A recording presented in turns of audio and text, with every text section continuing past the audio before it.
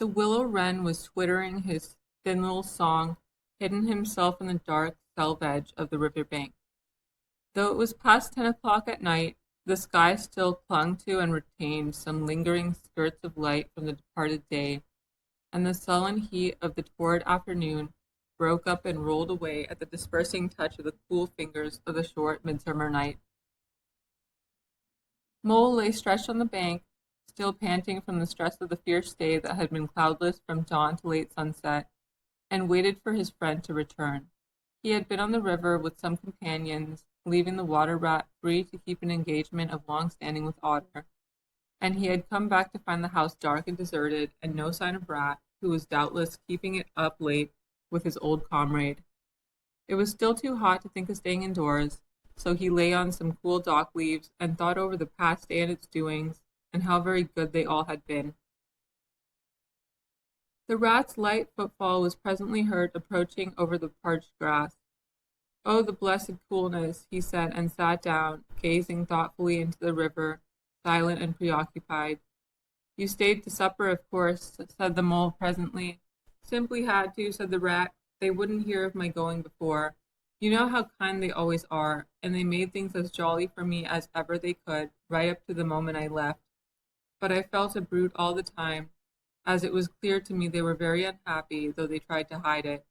Mole, I'm afraid they're in trouble. Little Portly is missing again, and you know what a lot his father thinks of him, though he never says much about it."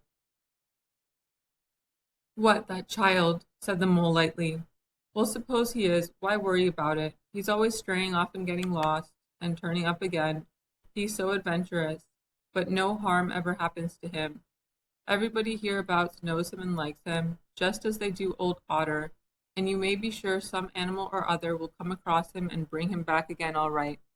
Why, we found him ourselves, miles from home, and quite self-possessed and cheerful." "Yes, but this time it's more serious," said the rat gravely. "He's been missing for some days now, and the otters have hunted everywhere, high and low, without finding the slightest trace. And they've asked every animal, too, for miles around, and no one knows anything about him. Otter's evidently more anxious than he'll admit. I got out of him that young Portly hasn't learned to swim very well yet, and I can see he's thinking of the weir. There's a lot of water coming down still, considering the time of the year, and the place always had a fascination for the child.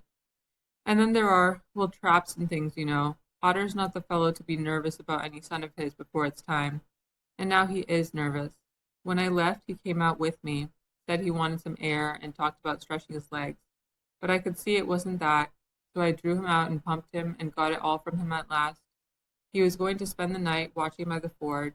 You know the place where the old ford used to be in bygone days before they built the bridge?"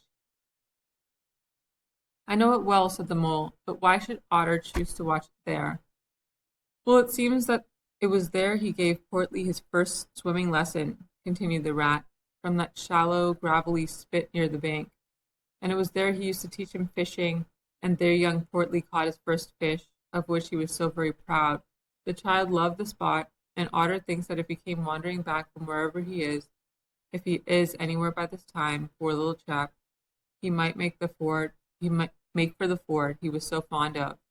Or if he came across it, he'd remember it well and stop there and play perhaps. So Otter goes there every night and watches, on the chance, you know, just on the chance."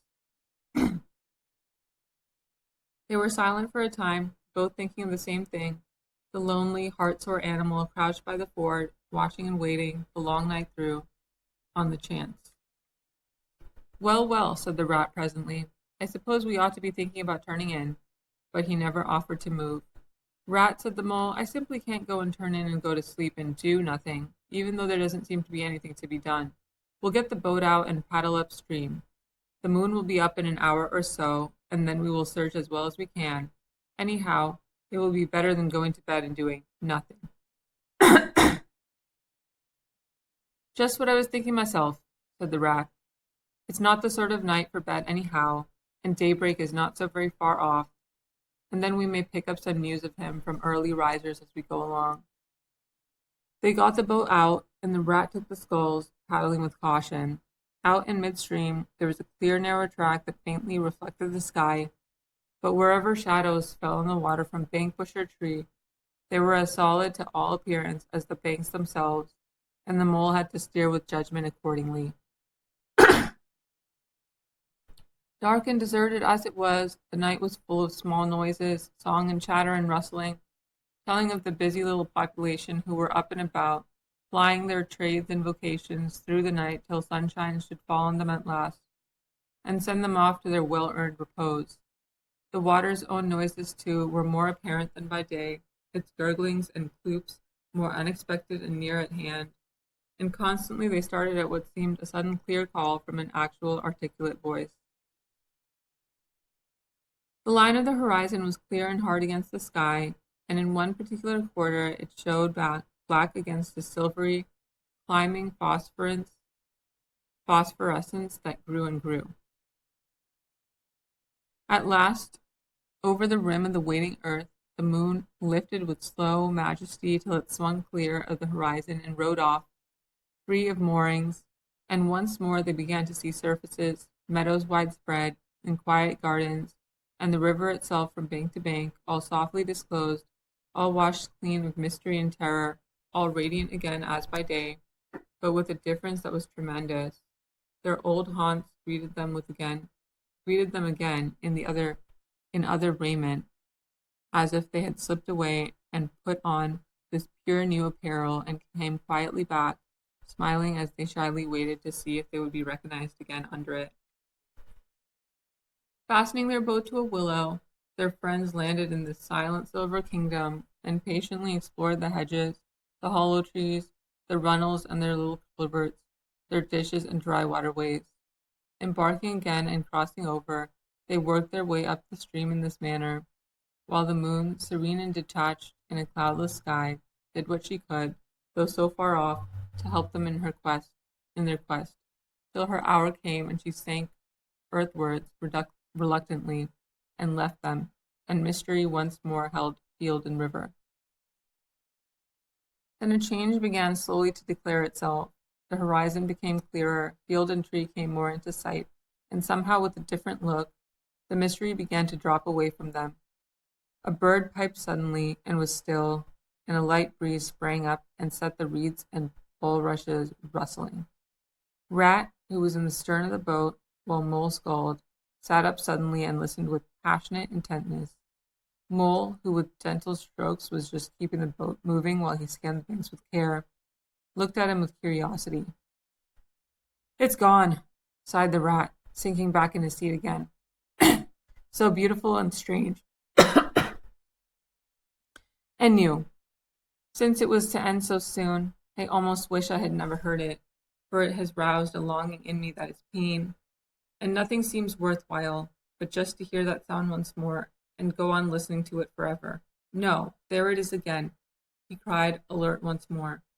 Entranced, he was silent for a long space, spellbound. "Now it passes on and I begin to lose it," he said presently. "Oh, Mole, the beauty of it. The merry bubble and joy, the thin, clear, happy call of the distant piping. Such music I never dreamed of, and the call in it is stronger even than the music is sweet. Row on, Mole, row, for the music and the call must be for us." The Mole, greatly wondering, obeyed. "I hear nothing myself," he said, "but the wind playing in the reeds and the rushes and osiers." The rat never answered, if indeed he heard. Rapt, transported, trembling, he was possessed in all his senses by the new divine thing that caught up his helpless soul and swung and dandled it, a powerless but happy infant in a strong sustaining grasp. In silence, Mole rowed steadily, and soon they came to a point where the river divided, a long backwater branching off to one side. With a slight movement of his head, Rat, who had long dropped the rudder lines, directed the rower to take the backwater. The creeping tide of light gained and gained, and now they could see the color of the flowers that gemmed the water's edge. "Clearer and nearer still," cried the rat joyously. "Now you must surely hear it. Ah, at last, I see you do." Breathless and transfixed, the Mole stopped rowing as the liquid run of that glad piping broke on him like a wave, caught him up, and possessed him utterly. He saw the tears on his comrade's cheeks, and bowed his head and understood. For a space they hung there, brushed by the purple loose strife that fringed the bank, then the clear, imperious summons that marched hand in hand with the intoxicating melody imposed its will on Mole, and mechanically he bent to his oars again. And the light grew steadily stronger, but no birds sang as they were wont to do at the approach of dawn. And but for the heavenly music, all was marvelously still. On either side of them, as they glided onwards, the rich meadow grass seemed that morning of a freshness and a greenness unsurpassable. Never have they noticed the roses so vivid, the willow herb so riotous, the meadow sweet so odorous and pervading. Then the murmur of the approaching weir began to hold the air, and they felt a consciousness that they were nearing the end, whatever it might be, that surely awaited their expedition. A wide half circle of foam and glinting lights and shining shoulders of green water. The great weir closed the backwater from bank to bank, troubled all the quiet surface with twirling eddies and floating foam streaks, and deadened all other sounds with its solemn and soothing rumble. In midmost of the stream, embraced in the weir's shimmering arm spread, a small island lay anchored, fringed close with willow and silver birch and alder. Reserved, shy, but full of significance, it hid whatever it might hold behind a veil, keeping it till the hour should come, and with the hour, those who were called and chosen. Slowly, but with no doubt or hesitation whatever, and in something of a solemn expectancy, the two animals passed through the broken, tumultuous water and moored their boat at the flowery margin of the island. In silence they landed and pushed through the blossom and scented herbage and undergrowth that led up to the level ground, till they stood on a little lawn of a marvelous green, set round with nature's own orchard trees, crab apple, wild cherry, and sloe. "This is the place of my song dream, the place the music played to me," whispered the rat, as if in a trance. "Here in this holy place, here if anywhere, surely we shall find him." Then suddenly the mole felt a great awe fall upon him, an awe that turned his muscles to water, bowed his head, and rooted his feet to the ground. It was no panic terror, indeed he felt wonderfully at peace and happy, but it was an awe that smote and held him, and without seeing, he knew it could only mean that some august presence was very, very near. With difficulty he turned to look for his friend, and saw him at his side cowed, stricken, and trembling violently. And still there he was, and still there was utter silence in the populous, bird-haunted branches around them, and still the light grew and grew. Perhaps he would never have dared to raise his eyes, but that though the piping was now hushed, the call and the summons seemed still dominant and imperious. He might not refuse, were death himself waiting to strike him instantly. Once he had looked with mortal eye on things rightly kept hidden. Trembling he obeyed, and raised his humble head, and then in that utter clearness of the imminent dawn, while nature, flushed with fullness of incredible color, seemed to hold her breath for the event, he looked in the very eyes of the friend and helper, saw the backward sweep of the curved horns gleaming in the growing daylight, saw the stern, hooked nose between the kindly eyes that were looking down on them humorously, while the bearded mouth broke into a half smile at the corners, saw the rippling muscles on the arm that lay across the broad chest, the long supple hand still holding the panpipes only just fallen away from the parted lips, saw the splendid curves of the shaggy limbs disposed in majestic ease on the sward, saw last of all, nestling between his very hoofs, sleeping soundly in entire peace and contentment, the little round, podgy, childish form of the baby otter. All this he saw for one moment, breathless and intense, vivid on the morning sky, and still as he looked he lived, and still as he lived he wondered. "Rat," he found breath to whisper, shaking, "are you afraid?" "Afraid," murmured the rat, his eyes shining with unutterable love. "Afraid of him? Oh, never, never. And yet, oh Mole, I am afraid." Then the two animals, crouching to the earth, bowed their heads and did worship. Sudden and magnificent, the sun's broad golden disk showed itself over the horizon facing them, and the first rays shooting across the level water meadows took the animals full in the eyes and dazzled them. When they were able to look once more, the vision had vanished, and the air was full of the carol of birds that hailed the dawn. As they stared blankly, in dumb misery deepening as they slowly realized all they had seen and all they had lost, a capricious little breeze, dancing up from the surface of the water, tossed the aspens, shook the dewy roses, and blew lightly and caressingly in their faces, and with its soft touch came instant oblivion. For this is the last best gift that the kindly demigod is careful to bestow on those who he has revealed himself in their helping, the gift of forgetfulness, lest the awful remembrance should remain and grow and overshadow mirth and pleasure, and the great haunting memory should spoil all the after lives of little animals helped out of difficulties, in order that they should be happy and light-hearted as before. Mole rubbed his eyes and stared at Rat, who was looking about him in a puzzled sort of way. "I beg your pardon. What did you say, Rat?" he asked. "I think I was only remarking," said Rat slowly, "that this was the right sort of place, and that here, if anywhere, we should find him. And look, why there he is, the little fellow." And with a cry of delight he ran towards the slumbering Portly. But Mole stood still a moment, held in thought, as one wakens suddenly from a beautiful dream who struggles to recall it, and can recapture nothing but a dim sense of the beauty of it, the beauty, till that too fades away in its turn, and the dreamer bitterly accepts the hard, cold waking and all its penalties. So Mole, after struggling with his memory for a brief space, shook his head sadly and followed the Rat. Portly woke up with a joyous squeak and wriggled with pleasure at the sight of his father's friends, who had played with him so often in past days.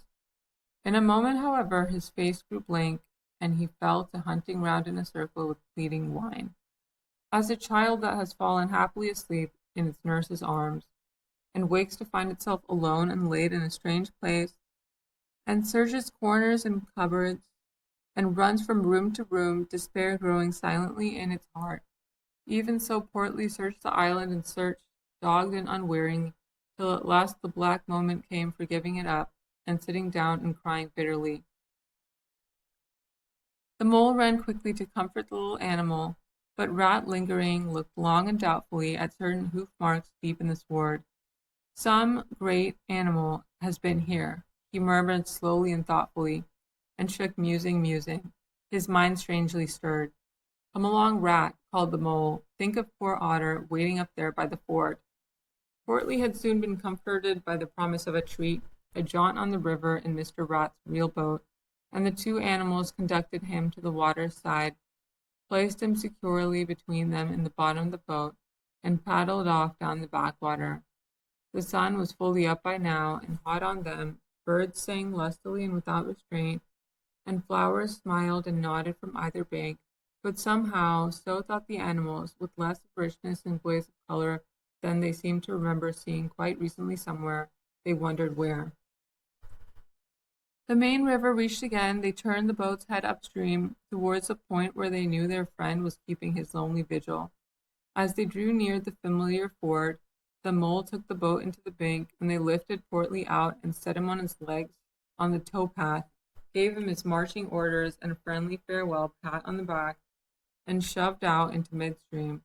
They watched the little animal as he waddled along the path, contentedly and with importance, watched him till they saw his muzzle suddenly lift and his waddle break into a clumsy amble as he quickened his pace with shrill whines and wriggles of recognition. Looking up the river, they could see Otter start up, tense and rigid, from out of the shallows where he crouched in dumb patience, and could hear his amazed and joyous bark as he bounded up through the osiers onto the path. Then the Mole, with a strong pull on one oar, swung the boat round and let the full stream bear them down again, whither it would, their quest now happily ended. "I feel strangely tired, Rat," said the Mole, leaning wearily over his oars as the boat drifted. "It's being up all the night, you'll say, perhaps, but that's nothing. We do as much half the nights of the week at this time of the year. No, I feel as if I had been through something very exciting and rather terrible, and it was just over, and yet nothing in particular has happened. Or something very surprising and splendid and beautiful, murmured the rat, leaning back and closing his eyes. I feel just as you do, Mole, simply dead tired, though not body tired. It's lucky we've got the stream with us to take us home. Isn't it jolly to feel the sun again soaking into one's bodies, and hark to the wind playing in the reeds? It's like music, faraway music, said the mole, nodding drowsily. So I was thinking, murmured the rat, dreamful and languid. Dance music, the lilting sort that runs on without a stop, but with words in it too. It passes into words and out of them again. I catch them at intervals. Then it is dance music once more, and then nothing but the reeds' soft, thin whispering. You hear better than I, said the mole sadly. I cannot catch the words. Let me try and give you them, said the rat softly, his eyes still closed. Now it is turning into words again, faint but clear, lest the awe should dwell and turn your frolic to fret. You shall look on my power at the helping hour, but then you shall forget. Now the reeds take it up, forget, forget, they sigh, and it dies away in a rustle and a whisper. Then the voice returns, lest limbs be reddened and rent. Spring the trap that is set. As I loose the snare, you may glimpse me there, for surely you shall forget. Row nearer, mole, nearer to the reeds. It is hard to catch and grows each minute fainter. Helper and healer I cheer, small waifs in the woodland wet. Strays I find in it, wounds I bind in it, bidding them all forget. Nearer, mole, nearer. No, it is no good. The song has died away into reed talk. But what do the words mean? Asked the wondering mole. That I do not know, said the rat simply. I passed them on to you as they reached me. Ah, now they return again, and this time full and clear. This time at last it is the real, the unmistakable thing. Simple, passionate, perfect. Well, let's have it then, said the mole, after he had waited patiently for a few minutes, half dozing in the hot sun. But no answer came. He looked and understood the silence. With a smile of much happiness on his face, and something of listening look still lingering there, the weary rat was fast asleep.